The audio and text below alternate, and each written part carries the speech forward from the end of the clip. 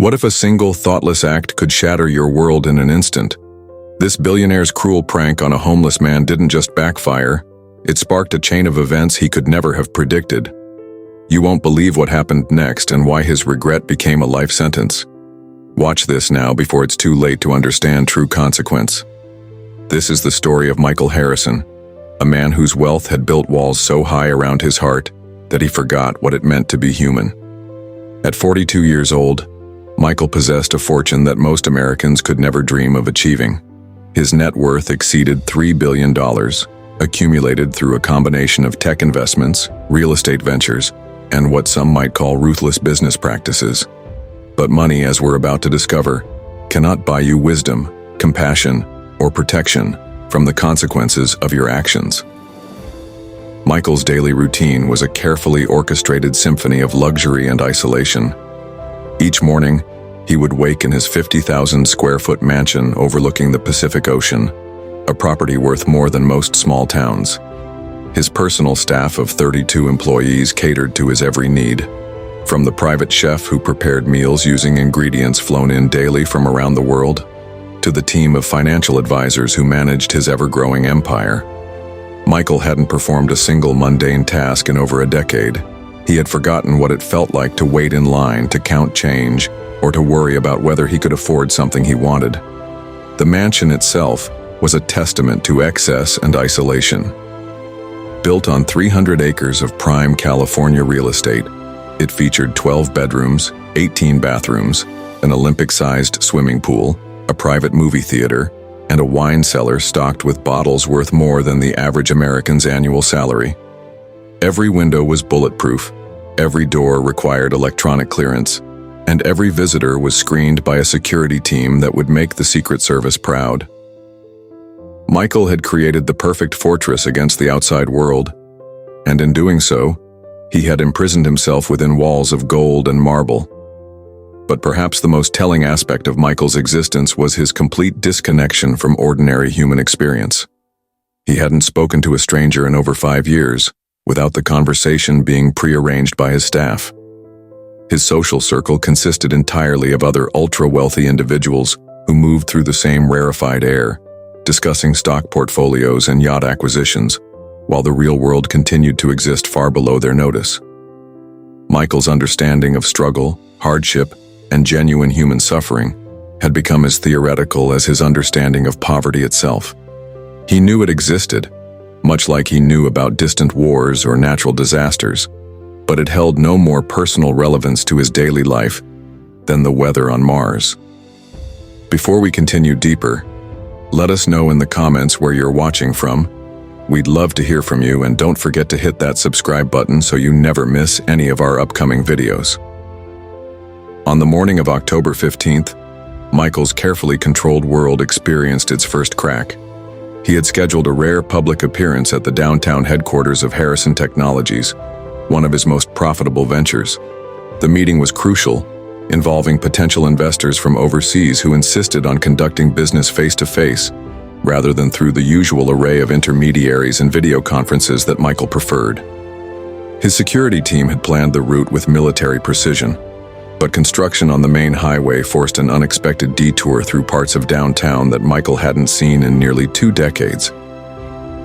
As his custom Bentley navigated through unfamiliar streets, Michael found himself observing a world that might as well have been on another planet. The buildings here weren't gleaming towers of glass and steel, but older structures showing the wear of time and weather. The people walking the sidewalks weren't wearing $1,000 suits or carrying designer handbags. They were ordinary Americans going about their daily lives, working jobs that paid by the hour rather than by the million, living in apartments rather than estates, and shopping for necessities rather than luxuries. But it was the sight of the homeless encampments that truly caught Michael's attention. Small clusters of tents and makeshift shelters had sprouted in doorways and beneath overpasses, inhabited by men and women whose circumstances had led them to call the streets home.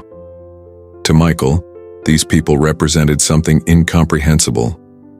In his worldview, success and failure were entirely matters of personal choice and effort. Those who worked hard and made smart decisions prospered, while those who didn't found themselves exactly where they deserved to be. The concept that circumstances beyond an individual's control might contribute to their situation simply didn't exist in Michael's understanding of the world. Traffic came to a complete stop at the intersection of 5th and Main Street, trapped behind a city bus that had broken down during the morning rush.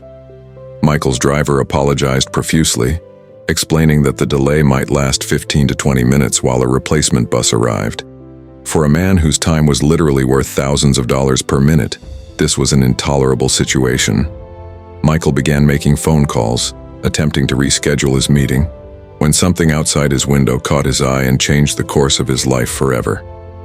Standing at the corner, holding a piece of cardboard with handwritten text, was a man who appeared to be in his early 60s. His clothes were clean but worn, his posture straight despite the weight of whatever circumstances had brought him to this moment. The sign he held read simply, "Veteran, anything helps, God bless." There was something in the man's demeanor that set him apart from others Michael had glimpsed during the drive. He wasn't aggressive or pushy with passers-by. He didn't call out or gesture for attention. Instead, he stood quietly, with a dignity that seemed at odds with his circumstances. But rather than feeling any stirring of compassion or curiosity about this man's story, Michael felt something entirely different. He felt offended. In his mind, this person's presence on the corner represented a blight on the city he helped develop through his real estate investments. This man was lowering property values, creating an uncomfortable reminder of failure in a world where Michael believed success should be the only acceptable outcome. The homeless man's quiet dignity registered to Michael not as strength in the face of adversity, but as an insufferable pretense that someone in his position had any right to maintain their self-respect. What happened next would become the defining moment of Michael Harrison's life, captured on multiple smartphones and broadcast to millions of people around the world within hours. Michael instructed his driver to lower the rear window of the Bentley. The homeless man, whose name was Robert Williams, looked over hopefully, perhaps expecting the kind of small donation that might help him purchase a meal or secure shelter for another night. Instead, Michael called out in a voice loud enough for nearby pedestrians to hear clearly. "Hey there, friend," Michael said, his tone dripping with false friendliness that barely concealed his contempt. "You want to know the real secret to success in America? The one thing that separates winners from losers?"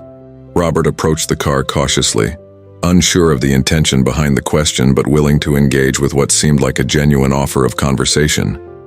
Michael reached into his pocket and pulled out a penny, holding it up for Robert to see. "The secret," Michael continued, "is not being a complete failure at life." With that, Michael flicked the penny toward Robert's feet, where it landed in the gutter with a tiny metallic sound that seemed to echo in the sudden silence that had fallen over the intersection. The cruelty of the gesture was breathtaking in its casual brutality. Here was a man worth billions of dollars, riding in a car that cost more than most people's homes, mocking someone who had fallen on hard times with a gesture that cost him literally nothing but revealed everything about his character. But Robert Williams' response was not what Michael expected. Instead of anger or humiliation, Robert bent down, picked up the penny, and looked Michael directly in the eye. "Thank you, sir," he said quietly, his voice carrying a strength that seemed to come from somewhere deep within. "Every blessing counts, no matter how small." He placed the penny carefully in his pocket and stepped back from the car, his dignity intact despite the public humiliation he had just endured. The moment might have passed into obscurity, just another instance of casual cruelty in a world that sees too much of it, except for one crucial factor that Michael had failed to consider. In an age where nearly everyone carries a camera in their pocket, nothing truly happens in private anymore. At least a dozen people had witnessed the exchange, and several had recorded it on their smartphones. Within minutes of Michael's car disappearing around the corner, the first video was uploaded to social media with a caption that would change everything. "Billionaire mocks homeless veteran. This is what's wrong with America." The response was immediate and overwhelming. The video was shared thousands of times within the first hour, then hundreds of thousands of times by the end of the day. News outlets picked up the story, commentators weighed in with their opinions, and Michael Harrison found himself at the center of a media storm unlike anything he had ever experienced. But the true magnitude of what he had unleashed was only beginning to become clear. The man Michael had dismissed as a worthless failure was about to reveal a story that would shake the foundations of everything Michael thought he knew about success, dignity, and the true measure of a human life. Robert Williams was not simply another casualty of economic misfortune or personal weakness. He was a decorated combat veteran who had served 3 tours in Afghanistan, earning the Purple Heart after being wounded while saving the lives of his fellow soldiers. He was also a brilliant engineer who had held advanced degrees from prestigious universities and had spent decades developing technologies that formed the backbone of modern computing. But life, as it often does, had dealt Robert a series of devastating blows that no amount of education, intelligence, or heroism could have prepared him for. After returning from his final deployment, Robert had struggled with post-traumatic stress disorder, a condition that was poorly understood and inadequately treated when he first sought help. His marriage, strained by years of deployment and the invisible wounds of war, had ended in a painful divorce that left him emotionally and financially devastated. Robert had attempted to rebuild his life through his work as an engineer, joining a small tech startup that was developing revolutionary software for data analysis. His innovations were genuinely groundbreaking, representing advances that would eventually become standard features in systems used by billions of people worldwide. But his business partner, a man skilled in manipulation and legal maneuvering, had systematically stolen Robert's work, filing patents under his own name, and eventually forcing Robert out of the company entirely. The legal battle that followed consumed what remained of Robert's savings and left him broke, blacklisted in his industry, and living in his car. The final blow came when Robert's adult daughter, his only remaining family member, was killed in an accident caused by a drunk driver.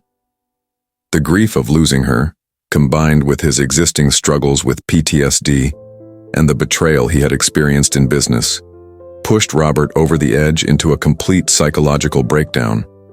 He lost his apartment, his remaining possessions, and eventually found himself living on the streets of the very city where his innovations were generating billions of dollars in revenue for companies that had never acknowledged his contributions.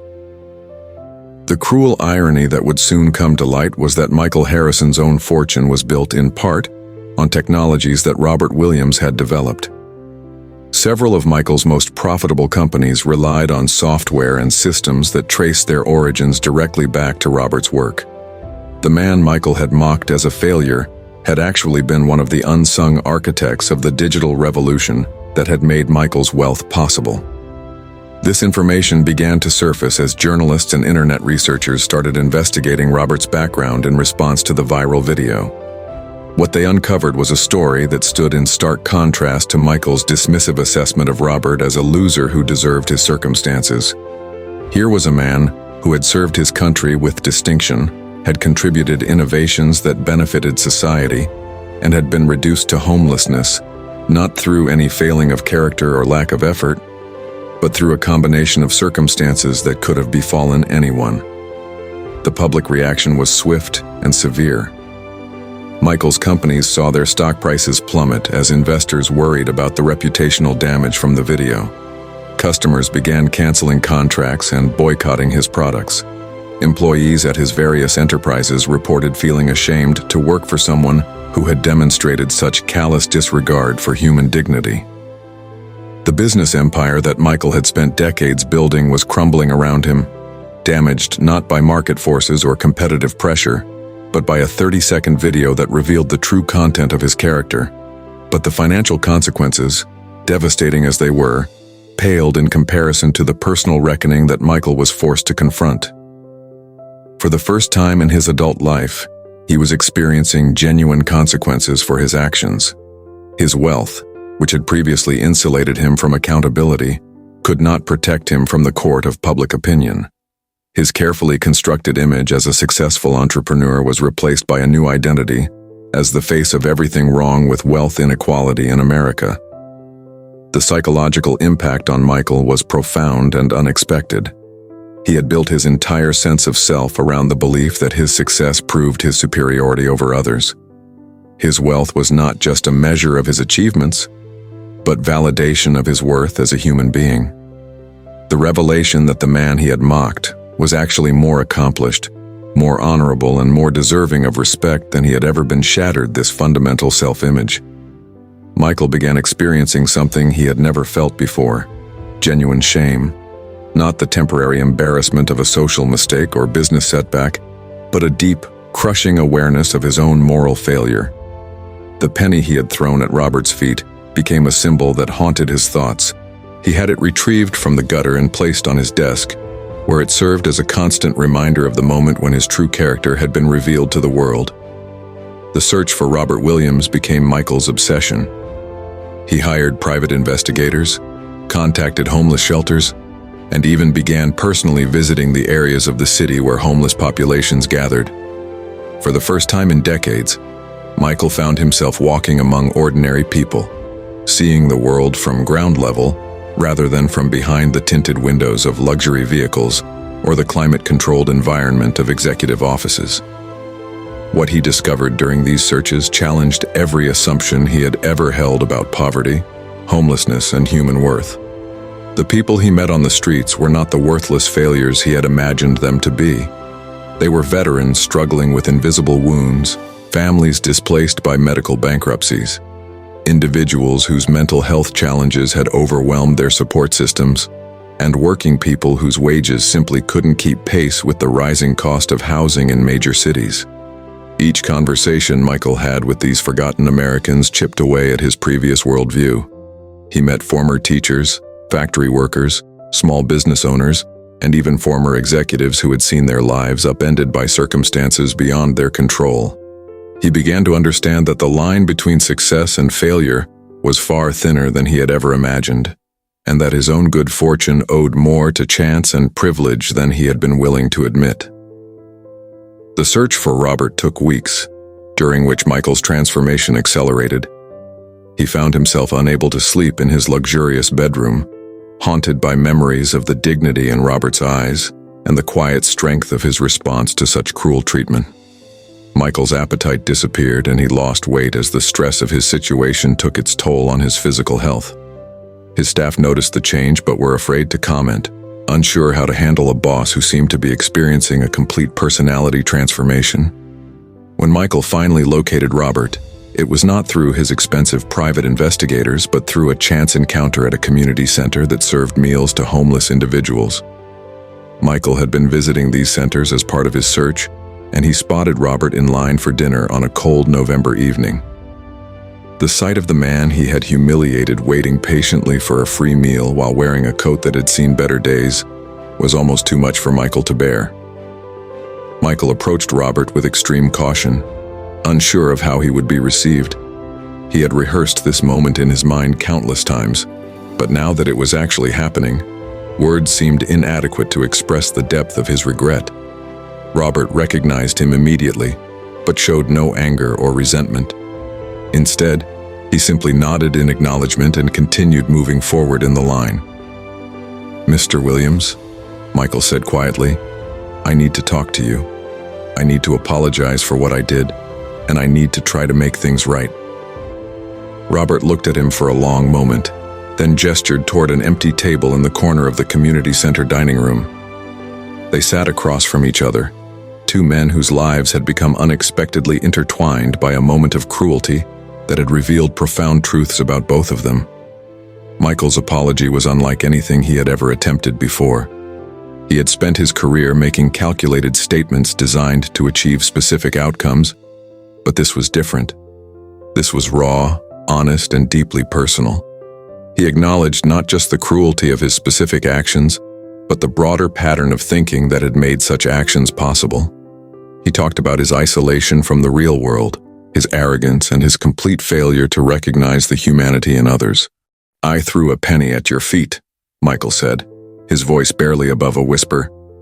"But you showed me what real wealth looks like. Your dignity in that moment was worth more than everything I own." He pulled the penny from his pocket, the same penny he had retrieved from the gutter and kept as a reminder of his shame. "This belongs to you," he said, placing it on the table between them. "But more than that, I owe you recognition for everything you've contributed to the world, including to my own success." Robert's response was characteristically gracious. He had already forgiven Michael, he explained, not because the billionaire deserved forgiveness, but because carrying anger and resentment would only harm his own peace of mind. He had learned through his military service and his struggles on the streets that holding on to hatred was a luxury he couldn't afford. His focus was on survival and on helping others in similar situations, not on seeking revenge against those who had wronged him. But forgiveness, Robert made clear, did not mean that consequences should be avoided. Michael's actions had caused real harm, not just to Robert personally, but to the broader conversation about how society treats its most vulnerable members. If Michael truly wanted to make amends, he would need to do more than apologize. He would need to use his resources and influence to address the systemic problems that had allowed someone like Robert to fall through the cracks. This conversation marked the beginning of a partnership that neither man could have imagined when they first encountered each other on that street corner. Michael committed not just his money but his time and energy to understanding and addressing homelessness among veterans. He funded comprehensive support programs that addressed not just housing but mental health services, job training, and the complex bureaucratic challenges that many veterans faced when trying to access the benefits they had earned through their service. Robert, despite having every reason to want nothing to do with Michael, agreed to work with him on these initiatives. His first-hand experience with homelessness, combined with his technical expertise and military background, made him uniquely qualified to design programs that actually met the needs of the people they were intended to serve.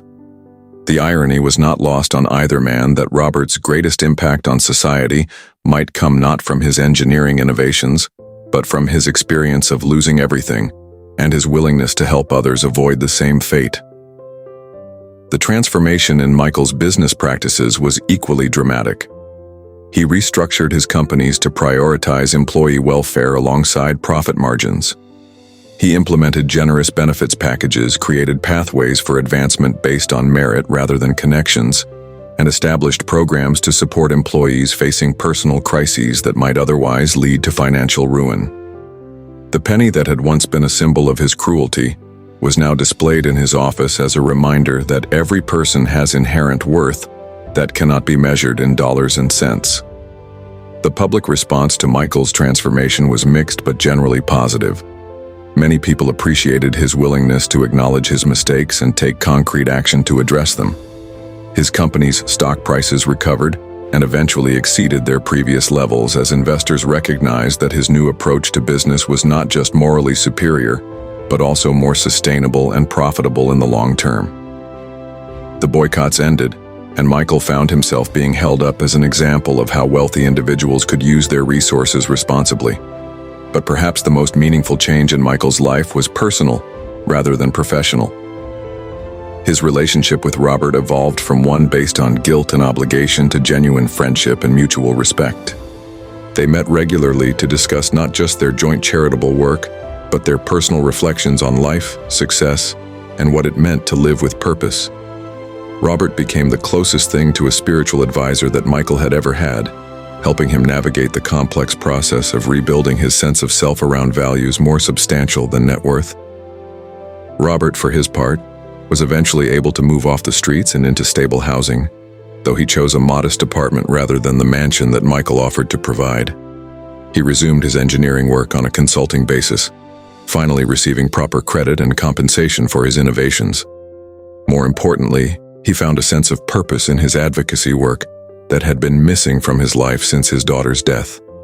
The story of Michael Harrison and Robert Williams became a case study in business schools and a topic of discussion in churches, community centers, and family dinner tables across America.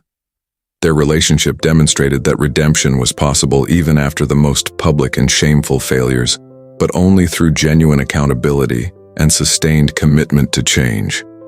Years later, when reporters asked Michael about the most valuable thing he had ever acquired, he would point not to any of his business ventures or real estate holdings, but to the penny that Robert had picked up from the gutter on that October afternoon. It served as a daily reminder that every person carries within themselves a story of struggle, resilience, and dignity that deserves recognition and respect. The viral video that had once threatened to destroy Michael's reputation was now viewed in an entirely different light. Rather than being remembered as evidence of the callousness of the wealthy, it became a powerful illustration of how a moment of cruelty could become a catalyst for profound positive change. The 30 seconds of footage that captured Michael's worst moment had ultimately led to transformations that improved the lives of thousands of people. As our story concludes, both Michael and Robert continue their work together, addressing not just homelessness, but the broader issues of inequality and social justice that allow such disparities to exist. Their partnership stands as proof that even the deepest wounds can heal when people approach each other with honesty, humility, and a genuine commitment to making amends for past wrongs. The lesson of their story extends far beyond the specific circumstances that brought them together. In a world that often seems to reward selfishness and punish vulnerability, Michael and Robert demonstrated that our true character is revealed not in moments of triumph, but in how we treat those who have less than we do. The penny that changed both their lives reminds us that every act of kindness or cruelty, no matter how small it might seem, has the potential to alter the course of human lives in ways we cannot predict or control. Remember to subscribe to our channel and head over to our page to watch our next video for an even more shocking story that will leave you questioning everything you thought you knew about justice and redemption.